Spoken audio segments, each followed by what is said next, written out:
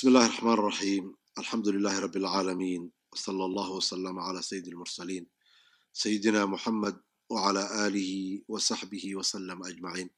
أما بعد، وحسوسنتي عن حسوسينيني سيدان بشهر رمضان uga faa'iideysan lahayn. xalaqadan waxaan kaga hadli doonaa yuu ku waajibay soomida bisha ramadaan.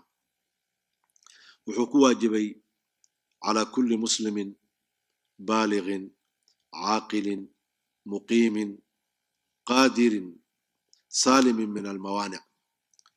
qof walbo muslima ayuu ku waajibay oo haddana qaangaara oo haddana caqligiisa uu joogo oo haddana neg oo magaaladiisii jooga oon musaafir ahayn awoodna u leh inuu soomo kana nabadgalay wixii ka mancinayay soonka inuu soomo. haddii marka aan sharaxno arrintaas waxa weeyaan qof kastoo muslima buu ku waajibay. markaan nidhi qof kastoo muslima waxaa halkaa ku baxay qofkii gaalka ah.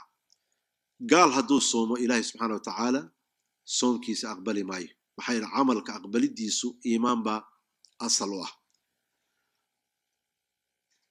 baalig buu ku waajibay markaan nidhina yacni dee gaal isagu yani lamana marka hore waxaa la weydiinaya inuu soo islaamo, markaas kadib acmaasha iyo cibaadaadka inuu la yimaado ay tahay. qofka baalig markii la yidhi qofkan qaangaarin ilmaha yaryarka ah soonka kuma waajibin. ilmaha aan qaangaarka ahayn soonka kuma waajibin, laakiin in la tababaro oo runtii lagu tashjiiciyo inay soomaan, ama haddayna wada soomi karin maalmo soomaan si ay markay weynaadaan ugu fududaado soomku, waa arrin aad iyo aad muhiim u ah wey. caaqil markaan nidhina haddii uu waalan yahay, muslim uu yahay, haddana baaliq yahay, qaangaar yahay, laakiin uu waalan yahay soonku ma waajibin. maxaa yeelay yani qofkaasi mukallaf ma aha, qof la kallifaya ma aha, oo waa salaad iyo soon iyo cibaado wax laga rabo ma jiro ilaa uu caqligiisa uu soo noqdo. muqiim markaan nidhina waxaa meesha ku baxay qofkii musaafirka ah. qofka haddii uu musaafir yahay ikhtiyaar wuxuu u leeyahay ama khiyaar u leeyahay in uu soonkiisa iska furo. sidaasaana weliba fiican, yani si safarkaasi yani maxaa yeele safarku waa mashaqo badan yahay, inuu iska afuro kadibna maalmahaasi uu afuray uu soo qadeeyo. laakiin qofka haddii uu neg yahay oo magaaladiisi uu joogo uma banaana inuu furo soonkiisa, yani isagoo neg oo caafimaad qaba oo caaqila oo baaliqa inuu iska furo. kan kale asalimu min almawaanic waxa weeye haweenkii mathalan aan daahirka ahayn caadada qabay, haddii soonka waxa weeyaan ka ansixi maayo. sidaa darteed soomi mayso iyadii haweenta markaas ay yani soomka ah soomkii soomi mayso.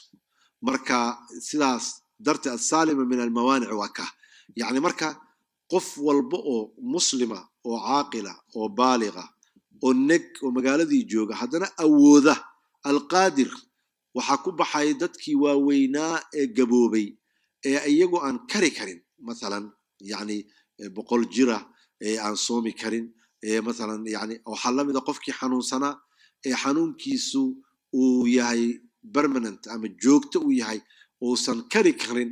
dadkaas ayagu waan u imaan doonaa, waan tilmaami doonaaye soonka inay iska furaan baa loo yani sharcigu u ogolaaday. maalin walbana ay miskiin quudiyaan ay afuraan. marka arrintaasuna aad iyo aad bay muhiim u tahay, yani waxayna ka mid tahay arrimaha fiqiga siyaamka ee dadka muslimiinta laga rabo inay yani ay ogaadaan. marka waxaa muhiim ah sidoo kale kullu muslimin baaliq markaan nidhi qof kastoo muslim oo baaliqa. buluuqii waxa weeye qofki inuu gaaro 15 jir, ama rag ha noqdo ama dumar ha noqdo. waxaa kaloo ka mid ah calaamadaha buluuqa in yani ilmihii muxuu ahaa yani gabadhii ay qaan gaarto oo dhiigga caadada ay hesho da yar iyadoo ah mathalan 9 jira ama 10 jira ama 11 jira, iyadana waa baaliqad.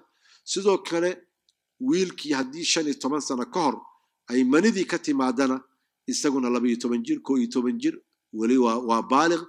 waajib soonku ayuu ku noqonayaa iyo salaada labaduba marka waalidiintu waxaan baraarujinayaa inay arrimahaasi aad iyo aad ugu baraarugaan awlaadoodina ay la socdaan inay baaluqeen iyo yacni iyo in kale hadday baaluqeenna ay u sheegaan yacni arrinkan in ilaahay kala xisaabtamayo qiyaamadana la weydiin doono kuna ciqaab mudan doonaan ama ku ajar mudan doonaan oo yacni janno mudan doonaan marka ilaahay subxana watacaala waxaan weydiisanayaa inuu soonka inoo fududeeyo ummadda muslimiinta o dhanna wada waafajiyo inay soomaan وجزاكم الله خيرا على حسن استماعكم والسلام عليكم ورحمة الله وبركاته